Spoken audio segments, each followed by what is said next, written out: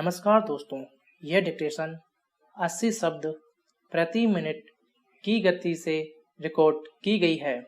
Dictation शुरू होने में शेष हैं 5 सेकंड।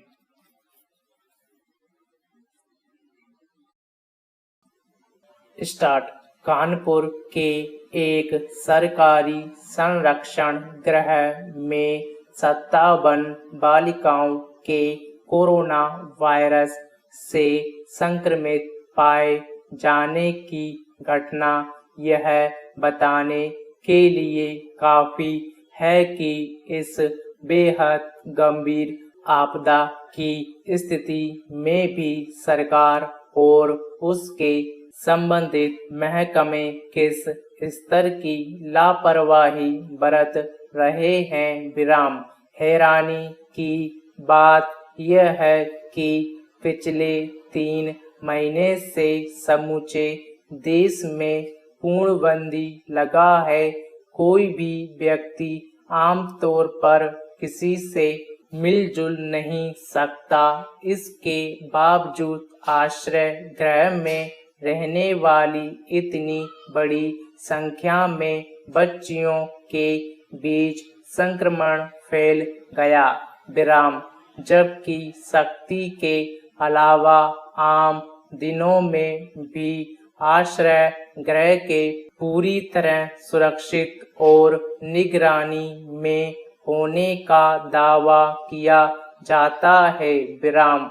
गौरतलब है कि आश्रय गृह में करीब 250 बच्चियां रहती हैं।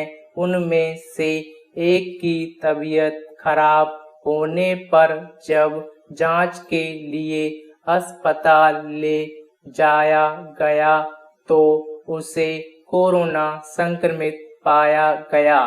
विराम। उसके बाद आश्रय गृह में रहने वाली सभी लड़कियों की जांच की गई। उनमें से 57 संक्रमित थी। विराम। इसके अलावा संक्रमितों में 5 और संक्रमण से बची हुई 2 लड़कियों की जांच में उनके गर्भवती और एक अन्य के HIV से संक्रमित होने की बात सामने आई। विराम। जाहिर है इसके बाद तीखे सवाल उठे कि आखिर आश्रय गृह में बच्चियों को किन हालात में रखा जा रहा है और उनके साथ कैसा बर्ताव हो रहा है। विराम।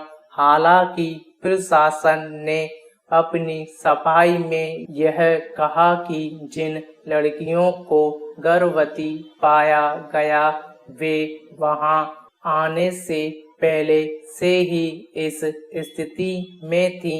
विराम।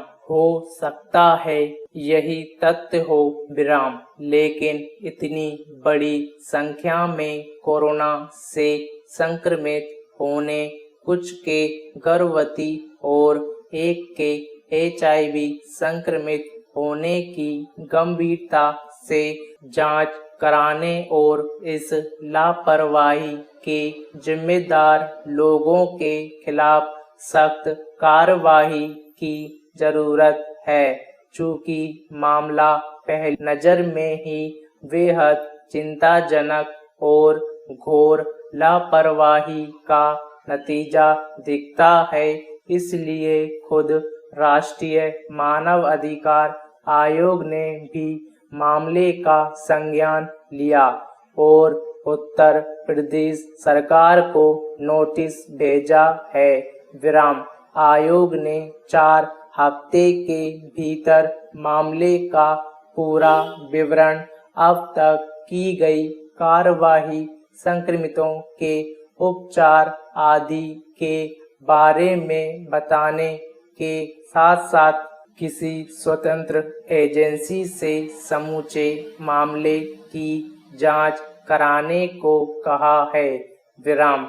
सवाल है कि जब राज्य में कोरोना वायरस के संक्रमण से लड़ने के नाम पर हर स्तर पर सख्ती और अनुशासन बरतने के लिए कम से कम ऊपरी तौर पर अति सक्रियता दिखाई देती है, तो ऐसे में आखिर इतनी बड़ी लापरवाही के लिए किसे जिम्मेदार ठहराया जाएगा। विस्मयबोधक चिन्ह। पैरा। विडंबना यह है कि आश्रय गृह में रखी गई लड़कियों के साथ अमानवीय बर्ताव से लेकर उनके कई तरह से शोषण की घटनाएं सामने आती रही हैं और उन पर राष्ट्रीय स्तर पर काफी तीखे विरोध के स्वर भी उठते रहे हैं। स्टॉप।